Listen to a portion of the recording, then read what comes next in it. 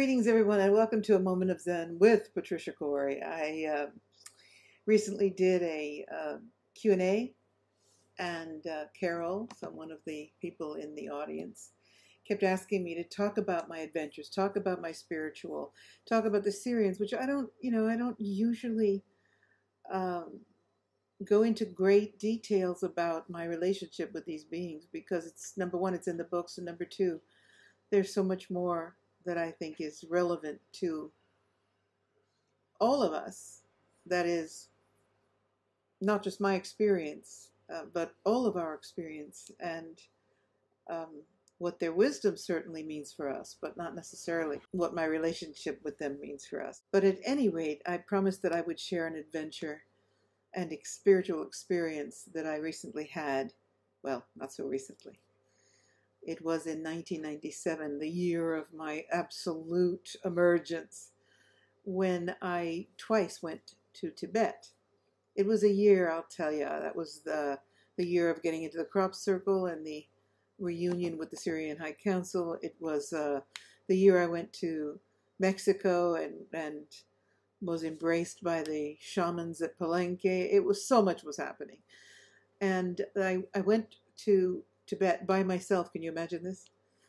To explore, knowing that I have so many lifetimes there, and also to prepare for a spirit journey there. My first soul quest journey was in Tibet. So the reason I'm sharing this story is it is about when you encounter old souls and you know each other. And it can be just a flash, just a moment. Or, as is the quest with so many people, it can be the finding of a soulmate, where you finally meet that twin flame and merge together in a given lifetime. As I was alone on that trip, but I did have a guide, because you couldn't go to Tibet alone, which is a complex story, how they hooked me up with a caravan of adventuring male athletes so that I could get in, because you had to be 5 in a group, and then, veered me off by myself with a tour guide. A long story, but to make it shorter, I had all the freedom to explore the palace, the Potala Palace, and the temples with private guides to a certain extent. In other words, I traveled with these dudes, but then there was a private guide for me to do my thing while they were off filming whatever they wanted to film, or rock climbing, or whatever. Someday I'll elaborate that. I'm actually writing a book about my memoirs, and it'll be there in detail. So I went into the Potala Palace with this very spiritual Tibetan guide. And, there's no oxygen whatsoever in the area. So to climb, and you have to really climb stairs to get into the Potala Palace. But at that level of lack of oxygen, even walking is very traumatic.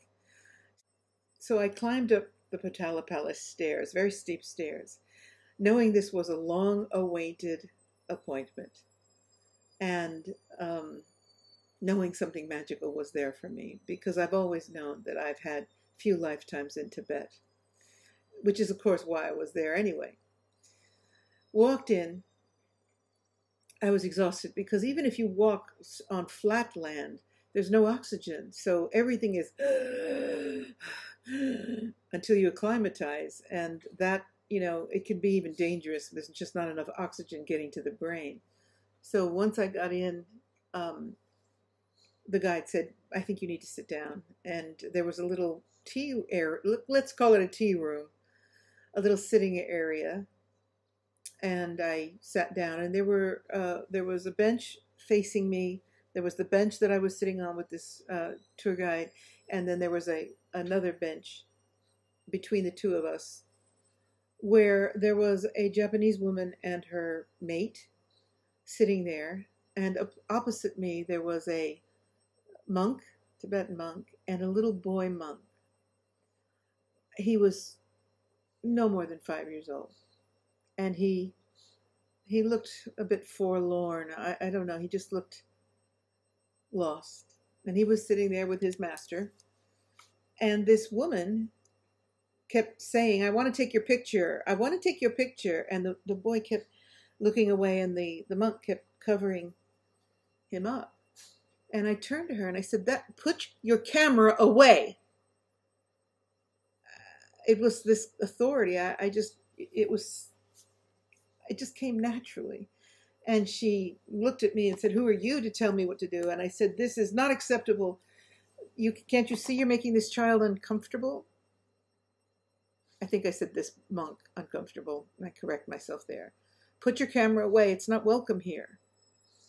And she did. And they huffed and off they went. And the little boy, the monk said something to my guide in Tibetan. And the little boy looked at me and it was, I know this child. And he was looking at me with the same look. It was so powerful. And, of course, here we are in the Potala Palace. This is happening right there. And the little boy got up, the monk, fully dressed as a monk. He stood up. He came over and he sat next to me. And I'm watching the monk because I know that you're not supposed to touch them. You're not supposed to really look them in the eye. And this monk is looking shocked. And this child comes over and he sits next to me and he puts his head on my shoulder and he nestles into my arms. And I told my guide, please ask him if it's okay if I touch this boy. And the answer from the monk was, these two people are old souls. She can do whatever she wants. So this little monk looked up at me and I said, do you trust me? And he smiled because he was just so miserably big, huge smile. And he nestled in close. And again, the monk was just flabbergasted.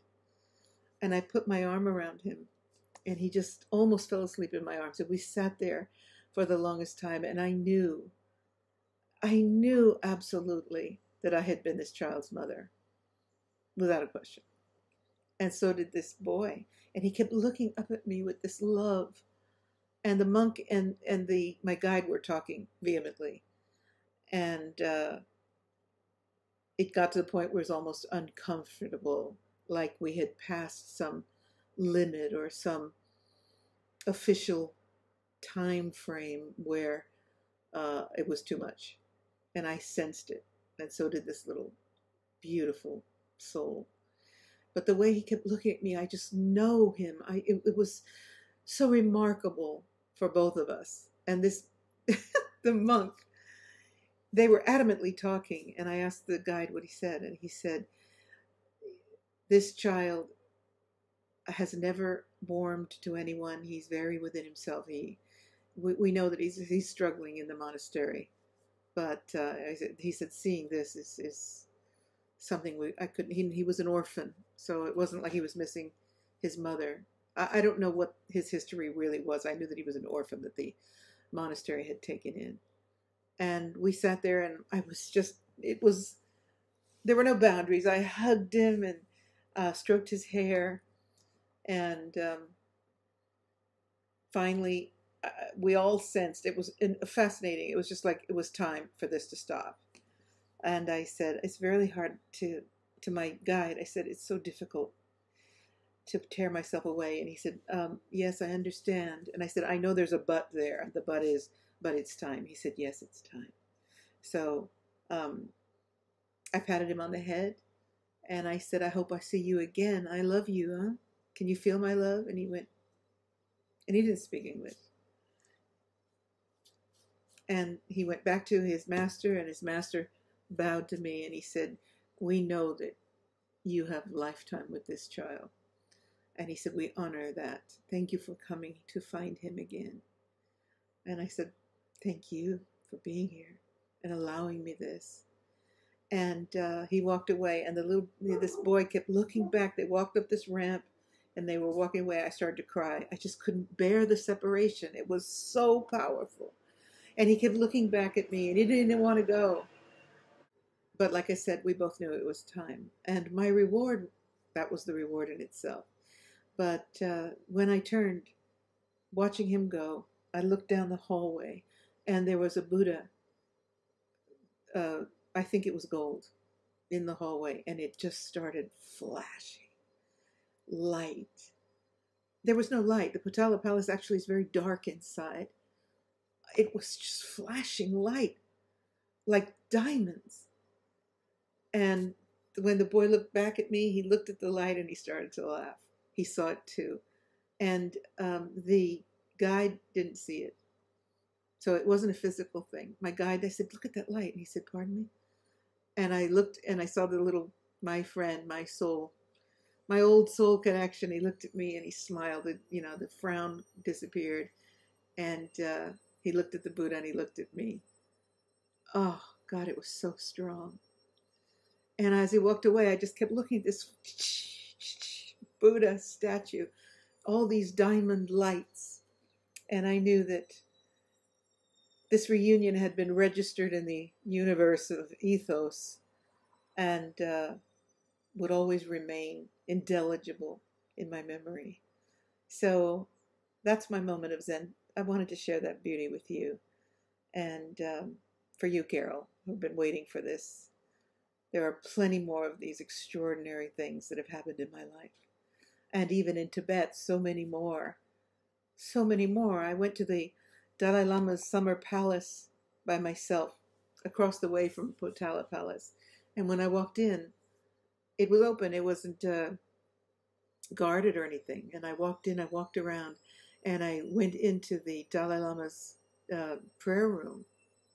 Man, when I hear negative things about the Dalai Lama, I just think to myself, apparently these people never got into the Dalai Lama's meditation room. The light was so bright, the energy was so powerful, you could barely stand it.